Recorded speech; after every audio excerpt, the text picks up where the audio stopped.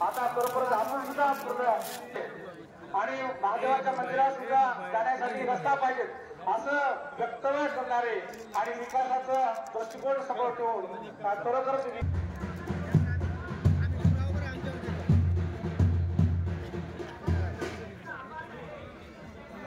प्रतिष्ठित नागरिक यांना सुद्धा विनंती आहे की आपण यावं. साहेब या ठिकाणी आल्यानंतर एक प्रकारचं युवकामध्ये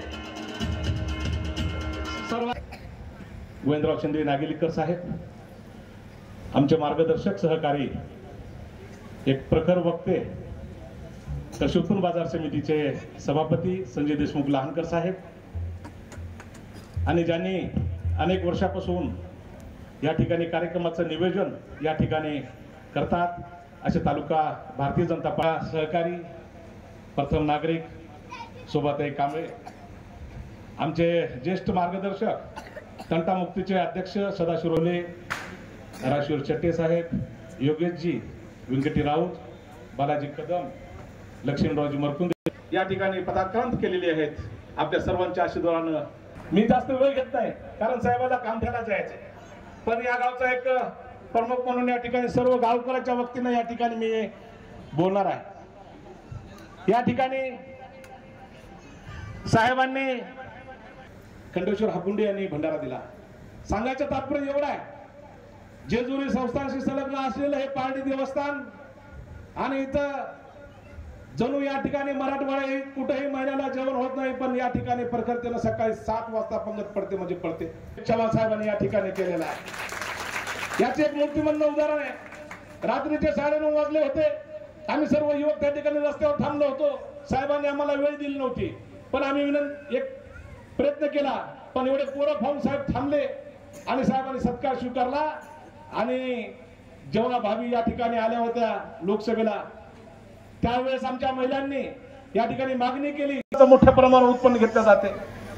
जेव्हा जेव्हा पाणी येत नाही नदीला तेव्हा आम्हाला रात्रीला साहेब झोप येत नाही. हे वास्तव आहे, वास्तव नाकारता येणार नाही. प्रत्येक माणूस म्हणतो साहेब बेटा आपण भेटू जाऊ पाणी सोडा, पण एका फोनवर गावकऱ्यांच्या फोनवर साहेबांना कित्येकदा उन्हाळ्यामध्ये पाणी सोडलेलं आहे. लाखोंची या ठिकाणी केळी या शेतकऱ्यांचा फायदा झालेला आहे. जे स्वप्न शंकरराव चव्हाण साहेबांनी पाहिलं ते पूर्ण करण्याचं काम आपले नेते लोकनेते अशोकरावजी चव्हाण साहेब यांनी केलेलं आहे. आणि त्या ठिकाणी महादेव मंदिराला केलेली मागणी नदी आहे, पण आम्हाला समोर जाता येत नाही. महिला त्या ठिकाणी सोमवारी प्रत्येक घरची सासू साडी देव रस्ता आहे, लाखोंचा निधी आहे. जिथं जिथं रस्ते दिसतात तिथं तिथं फक्त साहेब 2च नाव आम्हाला दिसतात, एक आदरणीय नितीन गडकरी साहेब आणि जिथं आम्ही जातो तिथं अशोकराव साहेबांचा रस्ता. या ठिकाणी एक मोठ्या नेतृत्वाला जेव्हा संकलन केलं एका दिवसामध्ये पिंपळढवला 112 कोटी रुपये दिले. एवढ्या मोठ्या प्रमाणात निधी. नितीन गडकरी साहेबांचा रस्ता नाही तर अशोकराव साहेबांचा रस्ता, 2च रस्ते आपल्याला सर्वत्र या ठिकाणी दिसत आहेत. जास्त बोलायचं होतं, आपल्याला जायचंय. आम्ही म्हणलो जिथं साहेब तिथं आम्ही. साहेबाचे जनतेवर लक्ष, तोच आमचा पक्ष. साहेब हयात आणि जीवनभर जिथं राहू ते आम्ही तुमच्या सोबतच राहू ह्या हनुमान मंदिराच्या साक्षीने या ठिकाणी सांगतो. आणि जे आमच्या गावाला आपण 1,17,00,000 रुपयाचा जो निधी दिला आणि सोनाळा ते देऊ पारडी रस्ता केला, निश्चितच आपलं आभार व्यक्त करतो. आणि येणाऱ्या काळामध्ये जशी साहेबांना आपल्याला साथ दिली साहेबांनी या ठिकाणी बारीक गोष्ट आपल्याला न म्हणता दिली. या 5 महिन्यामध्ये 1,17,00,000चे काम पारडी नगरीमध्ये येऊन किट कापली होती आणि या 4 महिन्यामध्ये 2,000 दस्तूरपूर साहेब या ठिकाणी कार्यक्रमाला आलेले आहेत. 1 कोटीचं बंधाऱ्याचं काम चालू आहे पारडी निमगाव रस्त्याला. एवढ्या प्रमाणावर निधी आपल्यासाठी दिलेला आहे आणि निश्चितच एक सर्वांना भगवंताच्या साक्षीने विनंती करतो, येणाऱ्या काळामध्ये आपण पारडी या गावकऱ्यांना आणि परिसरातील सर्व नागरिकांनी, महिला असतील, युवक असतील, यशस्वी त्यांना विनंती करतो की आपल्याला साहेबांसोबत राहायचंय आणि येणाऱ्या विधानसभेमध्ये शिरजया दिदीला या ठिकाणी त्यांचं निशाणी राहील, या ठिकाणी फूल राहील, कमळ राहील. तर आपल्याला त्यांना प्रचंड मताने त्या ठिकाणी मतदान करायचंय. साहेबांना देवाला दिलं, आजचा देवाच्या संबंधित कार्यक्रम आहे आणि आपण पार्टीमध्ये साहेब 60% आमचं धार्मिक आहे, 40% आमचं विज्ञानाचं आहे. या ठिकाणी शिक्षणाला तेवढंच मान देतो आणि आध्यात्मिक देतो. त्यामुळे तिथले 70% मुलं आध्यात्मिककडे वळलेली आहेत. त्यामुळे गाव हे चांगलं राहिलेलं आहे. जास्त बोलायचं होतं, येणाऱ्या काळात बोलू. साहेबांच्या हस्ते या ठिकाणी पत्र घ्यायचं आहे.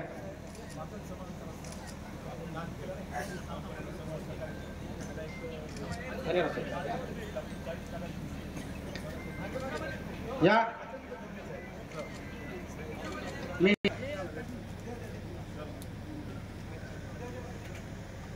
मारुतरावजी देशमुख असतील, गंगाधररावजी देशमुख असतील, पंजाबरावजी देशमुख असतील, या सर्व आकाशजी देशमुख असतील, या सर्वांचं या ठिकाणी मी मनापासून लोकसभेच्या वेळी आपण परिस्थिती आमची जरी नाजूक असली तर निश्चितच आम्ही सर्वजण या ठिकाणी वेगळ्या वेगळ्या गटात या ठिकाणी सामील होतो. पण आता सर्व आम्ही एकत्र झालेले आहोत. जास्तीत जास्त आपल्याला मतदान कसं देता येईल यासाठी आमचा पार्टीकरांच्या वतीनं पुरेपूर प्रयत्न राहील. कसं गावकरांच्या वतीनं आपल्याला विनंती आहे की ते पूल चांगलात चांगला मजबूत कसा होईल यासाठी कदाचित हा निधी जर वाढू लागला तर आपल्याला विनंती आहे की त्यासाठी आम्हाला आपण सहकार्य करावं. आपल्याला विश्वास देतो हेच या ठिकाणी सांगतो. आदरणीय साहेबांच्या माध्यमातून आणि आपल्या युती सरकारच्या माध्यमातून आपण जर पाहिलं असेल तर मागच्या काळामध्ये आपण नांदेड ते पारडीचा रस्ता पार करत असताना आपल्याला किती वेळ लागत होता आणि आता किती वेळ लागत आहे. आपल्या अर्धापूर शहराचा रस्ता पहा, आपल्या नांदेड ते हिंगोली रस्ता पहा.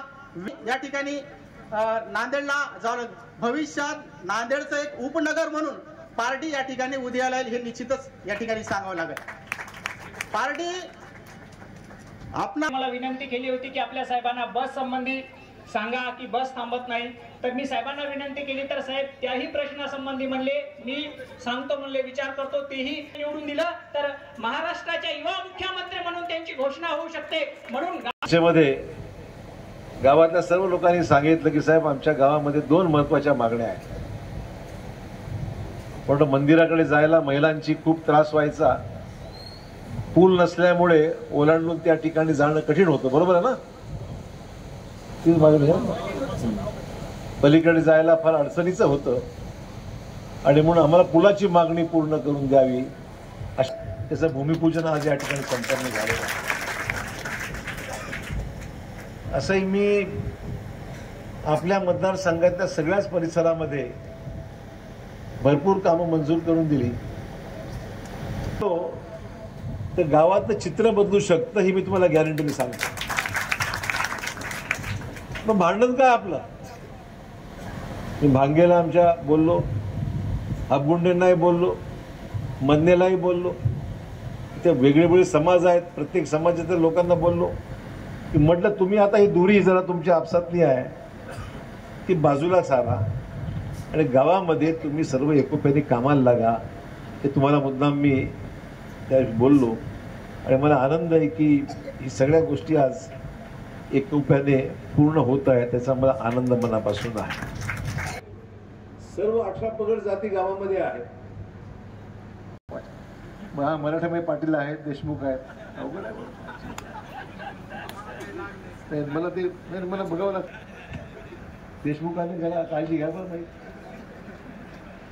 त्यामुळे मी मराठा म्हणलं, पाटीलही म्हणलं नाही, देशमुखही म्हणाले. मला सांगायला हरकत नाही, माझं शिक्षण मुंबईला झालं. समाजाकडे पाहून विचार नाही, त्या गोष्टीची गरज ज्या माणसात त्या मदत केली पाहिजे ही भूमिका घेऊन मी चाललेलो आहे. प्रत्येक समाजाचा माणूस आपला बांधव आहे आणि त्याकडे सामाजिक ज्या अडचणी आहेत त्या दूर केल्या पाहिजे, वादच नाही. सामाजिक आरक्षणाचे विषय आहेत, मुस्लिम समाजाचे विषय आहेत, मातंगाचे विषय आहेत, सगळ्याचे काही ना काही प्रश्न आहेतच ना, कोणी नाही म्हणतो. परंतु विकासाच्या कामामध्ये कुठले जात समाज हा विषय कधी समोर आलेला. आणि त्यामुळे मला वाटतं ज्यावेळेस आपण सगळ्या गोष्टीचा विचार करतो तर आपल्या गावातला एकोपा बिघडू नये, आपल्या गावामध्ये समज गैरसमज सामाजिक निर्माण होऊ नये आणि आपल्या गावामध्ये चांगल्या वातावरणामध्ये आपण काम कर. शेवटी शेजारीच आहोत ना एकमेकाच्या, आपण आहेत कुठे वेगळं, एकमेकाच्या शेजारीच आहोत. गावामध्ये एकमेकाचे प्रश्न आपले गावामध्ये प्रश्न आपण रोज लक्षात घेतो, काळजी घेतो. ग्रामपंचायतीमध्ये एकत्र येतोच ना आपण. तुमच्या सामाजिक एकोप्याने निर्माण झाला, हे कायम ठेवण्याचं काम आपण सर्वांनी केलं पाहिजे. हा एकोपा नेहमी राहिला टिकला पाहिजे, ही दक्षता घेतली पाहिजे. आणि मग सांगा मला साहेब या गावात हे राहिलं, हे करा, करू आपण. पण कळायला तुमचं काम आहे, तुमचं काम रस्त्याचं आहे, मंदिराचं आहे, अमुक आहे. माझंही काम 5 वर्षाला एकदा असतं, तेवढंच कामाचं आहे का? बाकी माझं काहीच मागणी नाही तुमच्याकडे. तुमचं काम रोज असते, पण माझं काम 5 वर्षाला एकदा असते फक्त. आणि मी काय म्हणतो, सोपं काम आहे माझं, फक्त बटन दाबायचं आहे, बाकी काय करायचं आहे.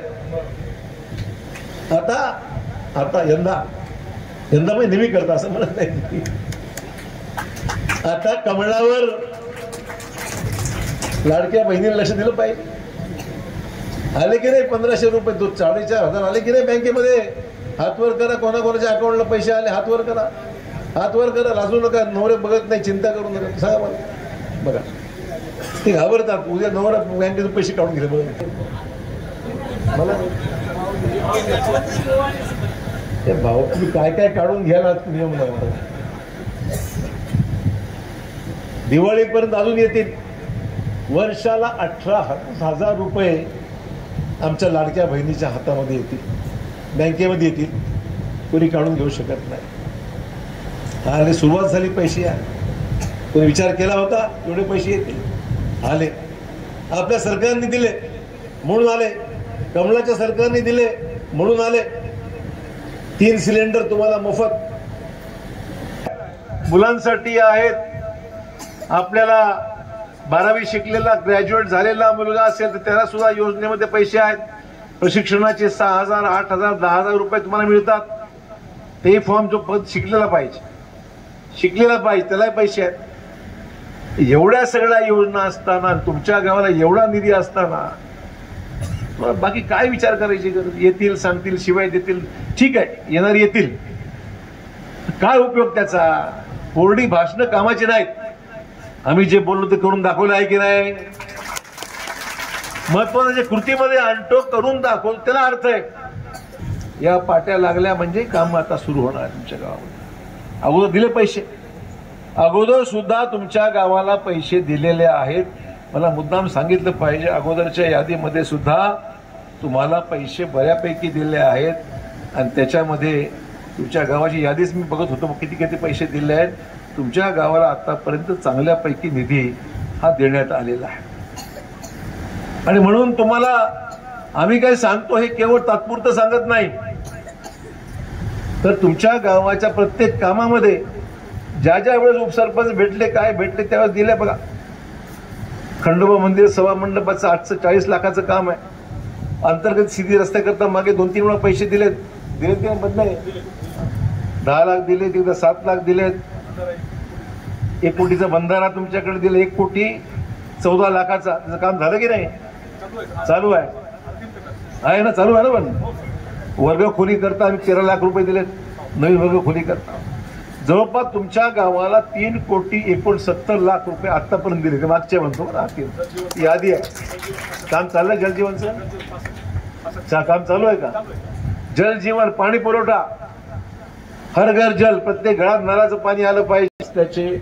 आणि तुमच्या सभागृहासाठी महादेव मंदिराला, तुमच्या खंडोबा मंदिरासमोर सभा मंडपाचं काम 40 लाखाचं आहे. एवढे मोठे निधी मित्र सहज येत नसतात, प्रयत्न करावे लागतात, त्या प्रयत्न करावे लागतात. आणि मला मुद्दाम 2 गोष्टी सांगायच्यात आज की ज्यामुळे मागणी आपली आज आहे. ठीक आहे, आपल्या गावामध्ये पांढरण रस्त्यावर अतिक्रमण होतं, आपल्याकडे पांढरण रस्त्यावर अतिक्रमण होतं. माझ्या निधीमधून 20 लाख रुपये आज मंजूर करतो.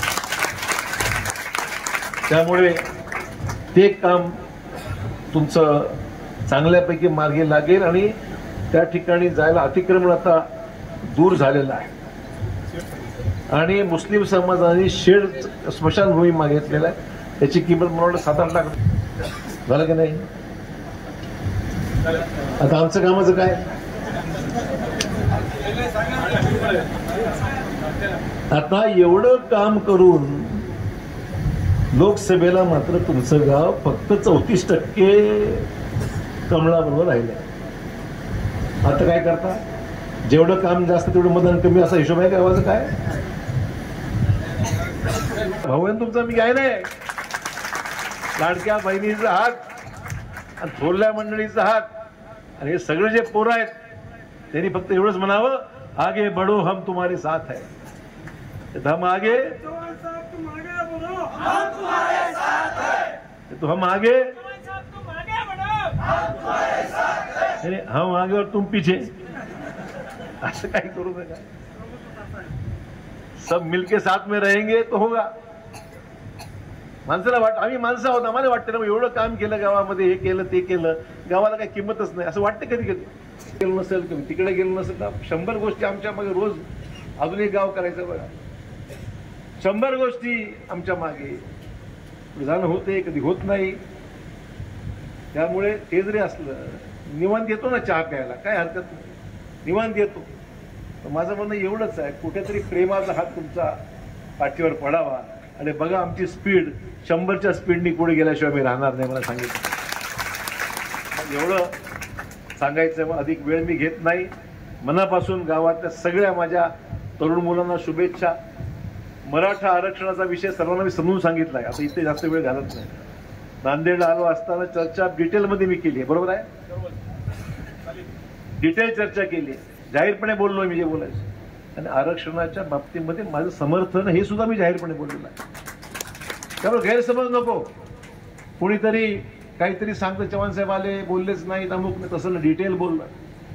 आरक्षण दिलं पाहिजे या मताचा मी आहे.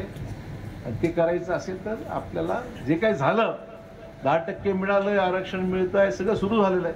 ज्या उरलेल्या मागणीला लक्ष घालून आम्ही, जे उरलेले प्रश्न असतील ते लक्ष मी घालायला तयार आहे. त्याच्यामुळे गावामध्ये काही सामाजिक प्रश्न नवीन निर्माण होऊ नये. गावामध्ये निर्णय घेत असताना इतरही समाज दुखवणार नाही त्याची दक्षता घेतली पाहिजे. आणि हे झालं पाहिजे असा मार्ग काढण्याचे प्रयत्न सरकार करत आहे. पण तुम्हाला आज कोणाला न दुखवता या ठिकाणी आज काम 10% आरक्षण मुख्यमंत्री शिंदे यांनी दिलेलं आहे. आणि त्याप्रमाणे भरती पण झाली, नोकऱ्या पण लागल्यात लोकांना. त्यामुळे अधिक वेळ मी घेत नाही, पुढे जायचं असल्यामुळे माझं भाषण त्याला आवडतं घेतो, डिटेल बोलायला संधी आहे, पण वेळ कमी असल्यामुळे अधिक वेळ न घेता गावातल्या सगळ्या मंडळींचे आभार मानतो. जय हिंद, जय महाराष्ट्र. धन्यवाद साहेब. आपण निश्चितच परिसरात आपल्या सहवासात